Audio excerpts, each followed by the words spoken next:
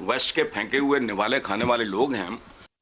Another masterstroke of India's foreign policy and Dr. Jaishankar diplomacy. Iran-India signed development of Chabahar Port Agreement. Iran के 2 रोज़ा दौरे पर Tehran पहुंच गए हैं और ये बड़ा अहम दौरा है। अब चाबहार पोर्ट देखें, ठीक है जी। ये कहा जाता है कि ये एक इंडिया की एक स्ट्रेटेजिक बैलेंसिंग है। इससे भारत एक बात और भी पता चलती है कि भारत का इन्फ्लुएंस ईरान में न सिर्फ ईरान में है बल्कि खलीजी ममालिक में भी है। ये वैसे बड़ा एक सोचने वाली बात है कि उन्होंने एक नॉन मुस्लिम कंट्री को ज़्यादा प्रेफर किया एक मुस्लिम कंट्री से, जिनके बॉर्डर्स भी अटैच है। तो चाहिए तो ये था कि आपको फर्स्ट ऑफ ऑल जो मुस्लिम कंट्रीज़ है उन पर ज़्यादा फोकस किया जाता है, बट इंडिया अब खुद ही जैसे प्रोग्रेस कर रहा है और जैसे उसकी इकोनॉमी बूस्ट कर रही है, तो मैं भी कुछ ऐसे स्पेसिफिक रीजन हो सकते हैं जिसकी वजह से उन्होंने इंडिया को ज़्यादा प्रेफर किया हो। हमारे बात सुने, हम बहुत ढोंगी किस्म के लोग हैं। मेरे ख्याल में तो ये एक शौक खबर है कि मुस्लिम कंट्री होने के साथ साथ वो हमारे नेबर भी हैं, तो उन्होंने हमारे दुश्मन मुल्क को ये इस तरह के होते हैं जो कर। इसमें चाबहार पोर्ट भी है और इसके अलावा जो है साथ साथ उन्होंने ये भी कहा है कि अफगानिस्तान पे भी बात करेंगे। एक ऐसे वक्त में इंडिया की एक ऐसी डिप्लोमेसी और फॉरेन पॉलिसी नजर आ रही है कि जिसमें ये पता चलता है कि डॉक्टर जयशंकर ने अभी 2 दिन पहले जो बातचीत करते हुए ये कहा कि पूरी दुनिया में कोई भी फैसला किया जाता है तो उसमें इंडिया की राय ली जाती है, तो ये बात गलत नहीं, ये साबित हो रही है। आपको पता है डॉक्टर जयशंकर जो है इस वक्त जो है वो ही इज इन ईरान, और ईरान में जो मेजर डिस्कशंस हो रही हैं उनमें एक डिस्कशन तो ये भी हो रही है कि जो चाबहार पोर्ट है उसके ऊपर नई जो इन्वेस्टमेंट्स जो है वो कर रहे हैं, नई पैसा भी लगाया जाएगा और कोई एग्रीमेंट भी जो इस हवाले से साइन किया गया है।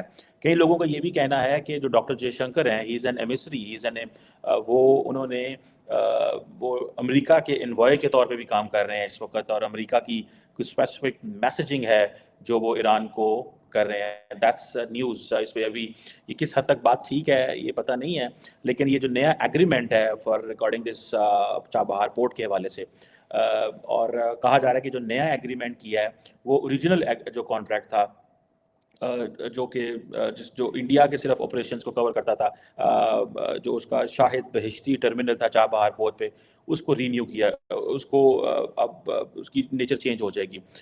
नया जो एग्रीमेंट है वो 10 साल के लिए होगा और ऑटोमेटिकली एक्सटेंड हो जाएगा। सो जब ऑटोमेटिकली आप एक्सटेंशन की बात करते हैं तो it means that is a level of understanding, that is a level of cooperation. और ये पहले हमने आपको पता डिस्कशन की थी कि डॉक्टर जयशंकर 2 दिन के विजिट पे थे कि बेसिकली जो यूएस और यूके ने होती मिलिट्री पोजीशंस पे हमले किए थे, तो डॉक्टर जयशंकर शायद secretary of state Antony Blinken का मैसेज भी लेके गए हैं।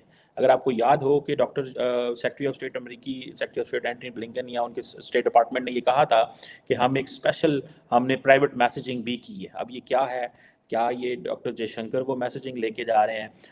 बहुत सारे लोगों को कहना है कि यस डॉक्टर जयशंकर लेके जा रहे हैं, लेकिन टेक्निकली इंडिया और ईरान के अपने भी बड़े मजबूत बायलैटरल ताल्लुकात हैं। मैं आपको पहले भी कह चुका हूँ कि ये सारी की सारी जो डेवलपमेंट है ये इस सेंस में है कि इंडिया को एनर्जी चाहिए, दैट्स सो सिंपल।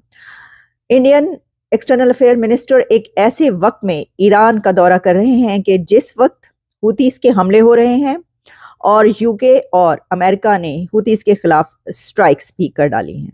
एक ऐसे वक्त में इंडिया की एक ऐसी डिप्लोमेसी और फॉरेन पॉलिसी नजर आ रही है कि जिसमें ये पता चलता है कि डॉक्टर जयशंकर ने अभी 2 दिन पहले जो बातचीत करते हुए ये कहा कि पूरी दुनिया में कोई भी फैसला किया जाता है तो उसमें इंडिया की राय ली जाती है, तो ये बात गलत नहीं, ये साबित हो रही है।